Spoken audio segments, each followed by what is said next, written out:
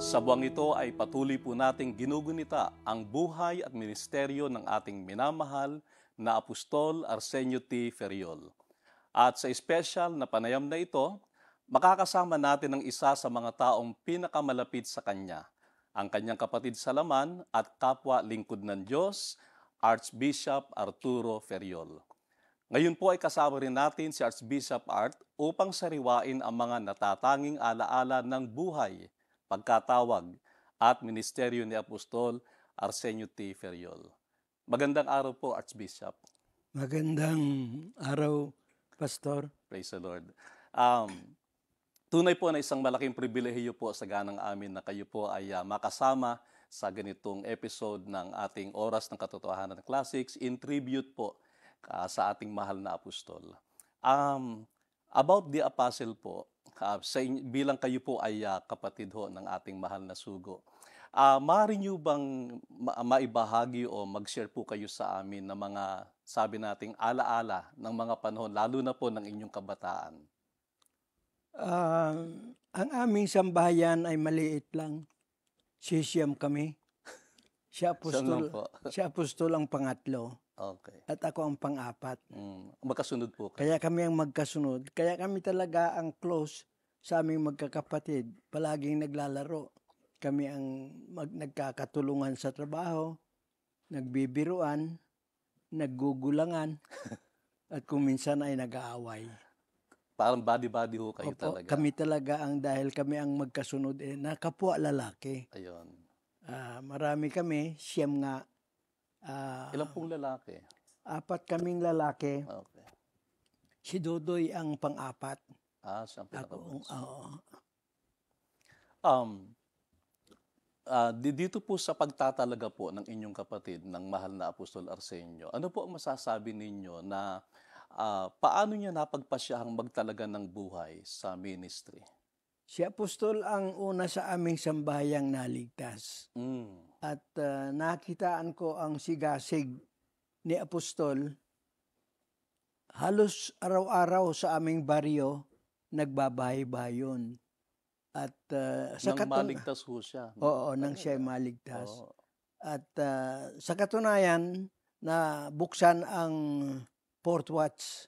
Foursquare kami noon. Ang Foursquare sa Anahaw. At through his through sa effort na evangelism ng apostol. Wow. Masigasig talaga si apostol nung maligtas. Walang tigil araw-araw Talaga. Nagbabahay-bahay. So hindi na kayo nagtataka na from there nagtalaga siya. Oo, ang unang nagtalaga na ako'y maligtas. Sa sunod na taon, pumasok ako sa Bible School. Nang kayo ay mas sumunod na si Apostol. Okay. Dahil si Apostol ay busy sa pangangaral. Balikan po natin yung mga taon sa Bible School days ho ninyo. Kumusta po kayo ni Apostol during your Bible School days po? Dahil nag-abot kayo magkapatid talaga kami, malapit kami sa isa. Never na kami nagkagalit ni Apostol. Siguro, parang sa aming sambahayan, itinuro sa amin ng tatay namin na huwag kayong mag-aaway. Kaya never na nag-away sa siyam naming magkakapatid. Walang away. Palagi nagkakaisa. At maging si Apostol ay maghiwalay sa Foursquare. Hindi kami, kaibigan pa rin kami, hindi kami naging magkaaway. Parang samaan. Walang samaan ng loob. As a student how do you see the apostle noong mga time na yon? Bilang estudyante siya. Masigasig talaga si Apostol. Iyan lang ang nagbabahay-bahay nang nasa Bible School kami. Bagamat nauna ako ng 1 taon, pero siya ay tuloy ang kanyang dating sigasig sa evangelism sa bahay pa kami. Wala hong Archbishop, wala siyang kasama, walang team. Walang kasama, nag-iisa siya. Talaga. Tuloy-tuloy ang kanyang pangangaral. So nag-aaral and then nag-evangelism. Ano po ang masasabi ninyong yung naging tugon ho ninyo nang malaman ninyo na ang inyong kapatid ay tinawag ng Panginoon sa pagka-apostol? Nang tawagin siya apostol na apostol, ako ay Foursquare. Mhm. Kaya matagal kaming, sa katunayan, nang siya ay itayo ang Fort Watts. Mhm. Nag-usap muna kami kasi ako noon ay pastor sa Foursquare. Nagkausap po Oo, kayo sa before. headquarters ng Foursquare sa Calvary Foursquare Church. Kaya bago siya pumasok, magtayo, nag-usap muna kami. Kinausap niya ako, pinuntahan ako sa kapilya. At very cordial naman ang pag-uusap namin. Mhm. At kaisipang protestante rin ako noon. Mhm. Sabi ko, ay sige, pag yan ay sa Diyos, ako ay sa Diyos, magpatuloy tayo. Kaya kami ay nagpatuloy sa pagpapastor, ako sa Foursquare, siya sa Fort Watts. So, like, wala kayong naging parang pagtutol o Hindi, laban na... wala pa sa Diyos eh. Aha. Pero no, mga 10 years kaming magkahiwalay. Bago niya ho Bago ako lumipat sa Fort Watts. Okay. Naisip ko noon, ang kapatid ko ay sa Diyos, ako ay sa Diyos, ay bakit pa kami hiwalay? Maghiwalay. Kaya nagpasya ako na nagpresenta ako sa kanya na lilipat ako sa iyo. Sa katunayan, tanda ng aking taos-puso na pagpapasakop sa aral ng Fort Watts, nagpabautismo ako uli. Parang nakita ko po yung picture ninyo. Oo, nabautismo na ako niya uli. kayo. At kaya kami ay naging magkasama na. Yun. Sa pasimula ng ating pananampalataya, na ito yun ni Apostol ang Fort Watts. Ano po ang masasabi ninyong parang mga hamon ng mga simula ng pananampalataya natin? Nang magsimula ang Fort Watts, nakita ko na siyempre kakaunti pa kami. Halos 5 lang ang manggagawa eh. Kaya ang malaking hamon sa amin, sa akin at least, ay kung paano mapapalaki dahil walang ministro at kaunti lang kami. At nasabi niyo minsan sa inyong patutuo na halos kasya kayo lahat sa stage nun. Oo, pag kami ay, kaya yun ang naging malaking hamon sa amin Yung kung kakaunti ang paano manggagawa. mapapalaki ang church. Talagang parang naging espiritu ng Fort Watts yung sabi ni Apostol na palalakihin natin ito. Kaya ulalong ang damdamin namin palakihin. Dahil anyway, ang Foursquare ay malaki-laki na. Nung time na yun. O nung panahong yon. Kaya parang kami ay nahahamon sapagkat ako'y nanggaling sa malaking church. At itong aking kinabibilangan ngayon ay kakaunti. Yun. Kaya naging hamon sa amin ang talagang evangelism, palakihin ang church. Yung time hong yan, Archbishop, would you say na one of the reason na kaya may challenge at nahamon kayo is because of the message na naunawaan Sa isang ninyo? banda at sa halimbawa ni Apostol. Okay. Ang halimbawa ni Apostol ay talagang siya ay masigasig. Dagdag pa nga roon na ang aming paniwala na ang ebanghilyong ito ay dapat marinig ng lahat ng tao. Ay kakaunti kami. Kaya doon nagsimula ang aming malaking pagnanasa hanggang sa matayo ang Bible School. Yun. Natayo ang Bible School. At unti-unting dumami kami habang dumadaan ang mga taon. Siyempre bawat taon ay may nagagraduate. At dumami kami. Kaya parang nagkaroon kami ng boilo. Nung magkaroon naman ng Bible School. Nang magkaroon kami ng Bible School. Biyaya ho talaga ng Diyos na parang yun ang isa sa malaking naging parang bahagi ng ng ministry ninyo sa ministry ng Good Man of the House. Nakapagtayo ng paaralang Biblia. Actually, kaya kami natayo nung 1974 na ako'y lumipat sa Fort Watts. Sabi ni Apostol, tayo ka ng Bible School. Kaya nang 74, nagsimula ang Bible School. Ilang, Pero akala ko noon ay mayroon kasi sa Protestante na short-term Bible School. gaano katagal yung short term Yung na mga yan? 4-5 buwan. Oh, buwan lang pala. Parang training lang yun eh. At nung ako ay Foursquare, palagi akong nagtuturo. Dati ako nagtuturo sa Bible School. Oh, kaya pala Nang ganun ang ano. lumipat ako sa Fort Watts, Oho. 14 years na ako nagtuturo sa Bible School. Kaya parang bihasa na ako. Oho. Kaya pagka lipat ko sa Fort Watts, sabi ni Apostol, tayo ka ng Bible School. Tayo naman ako. Pero akala ko noon ay short term lang. Oho. Kaya pagkatapos ng 74, 75 nagsimula talaga in earnest ang Bible schools as it is now. Nagsimula noong 1975. 75. Sa pagkakatayo ng Bible School, ano, I mean, tumagal ho ng taon, like dati parang short term lang.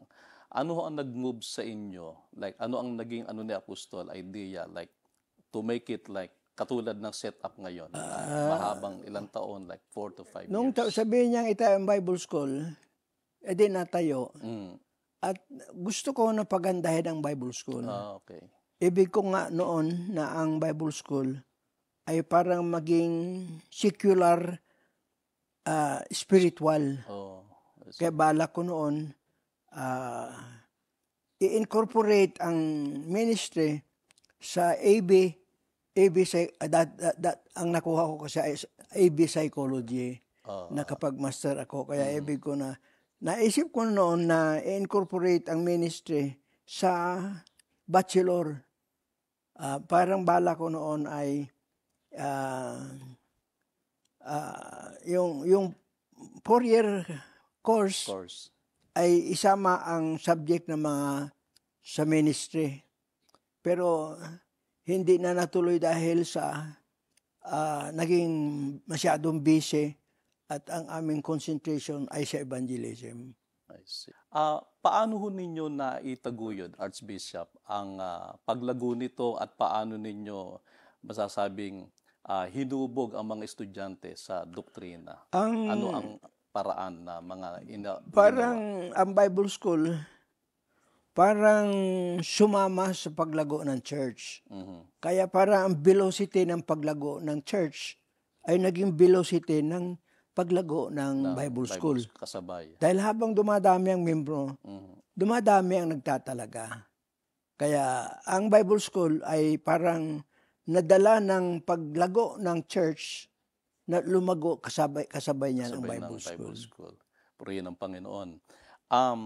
Habang tumatagal ang ministry po ng Good Man of the House, ng mahal na apostol, binuksan ng Diyos ang maraming, sabihin nating avenue para ang salita ng Diyos maipalaganap. Hanggang sa tayo magkaroon po ng radio at television program. Ano ang masasabi ninyong parang sa pasimula at sa paglago nitong radio and TV ministry na binuksan ng Diyos sa mahal na apostol? Dati wala nga tayo, no? Dahil ako noon ay matagal na naging may programa sa DZS. Kayo ho? Oo, yung...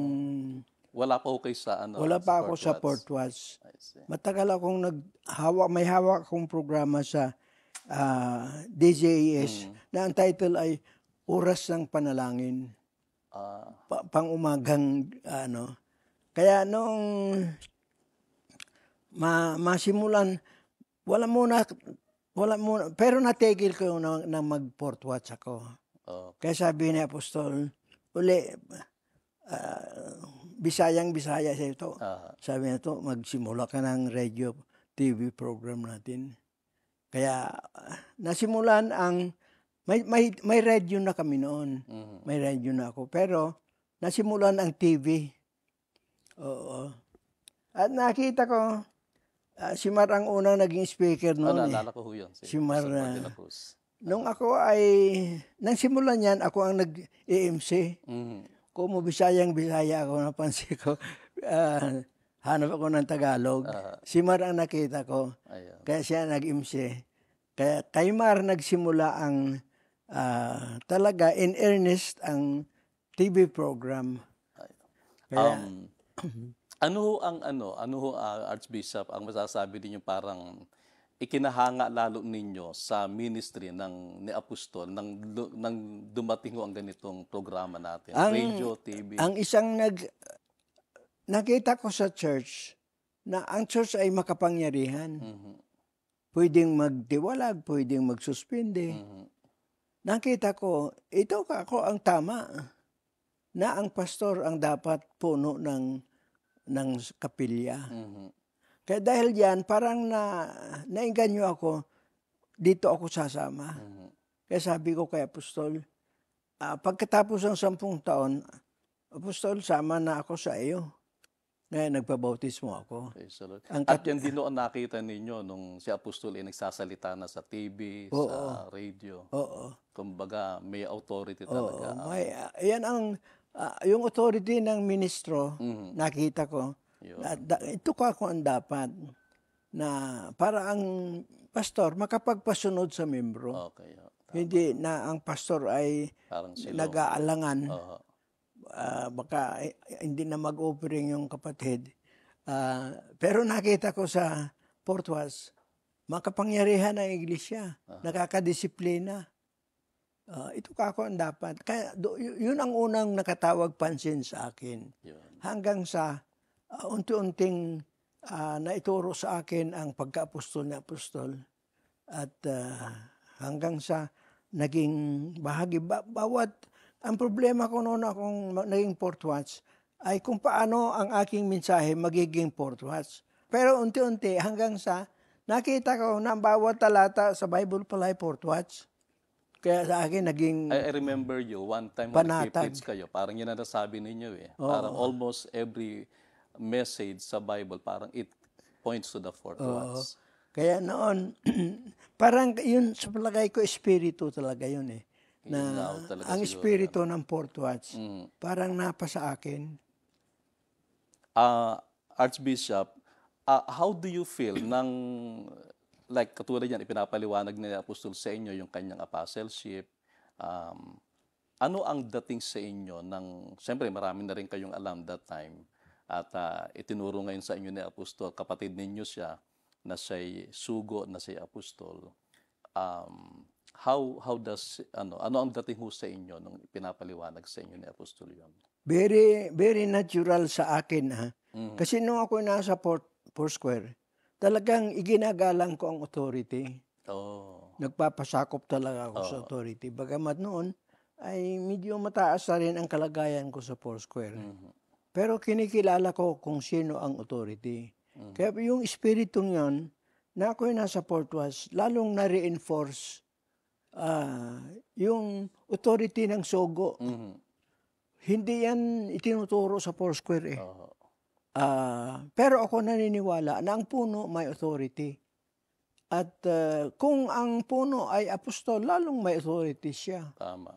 Kaya sa biyaya ng Diyos, yun ang unang nakatawag pansin sa akin. At parang yan ang naging magneto sa akin para lumipat ako sa Fort Watts. Ibig sabihin, bago pa ipaliwanag ni Apostol yung kalagayan niya, sa sarili ho ninyo, talagang may paniwala na kayo sa sa authority na nangunguna. Siguro ay nasanay kami sa bahay, sa aming sambayan. Dahil ang tatay ay napakabait pero authoritarian. Oo. Pero mabait. Minsan lang ako napalo ng tatay. I see. Kaya kami ay lumaki sa sambahayan na kumikilala ng authority. Basta matandang kapatid, kagad kami, silong kami diyan. How do you address apostle nung bata pa kayo? Like, ano ang tawag ninyo? Si Apostol, hindi ko natawag na Manong. Dahil kami nga ang magkasunod. Sa palayaw lang niya, natatawag ko si Apostol. Yung iba kong elder brother and sister, Manong at Manang. Ibig sabihin, ganun kayo talaga ka-close kay Apostol? Kami na Apostol ay... Parang friend talaga ang wala kaming... dating niyo. Kaya hindi ko na...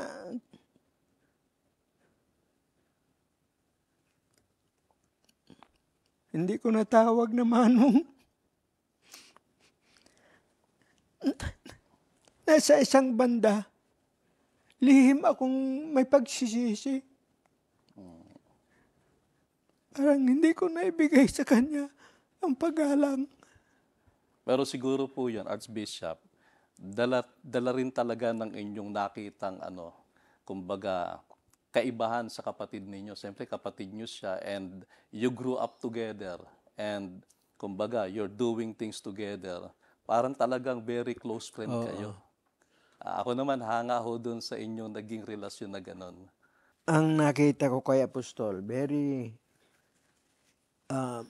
mapagtanggol, protective si Apostol sa kanyang mga kapatid. At nakita ko na ang protectiveness na ito ay nadala niya hanggang sa pagpapastor. Kaya sa membro ni Apostol, ipaglalaban ka talaga ni Apostol. Hanggang sa lahat ng debate, sunod-sunod ang pakikipagdebate natin. Sa biyaya ng Diyos, ako ang humaharap sa debate.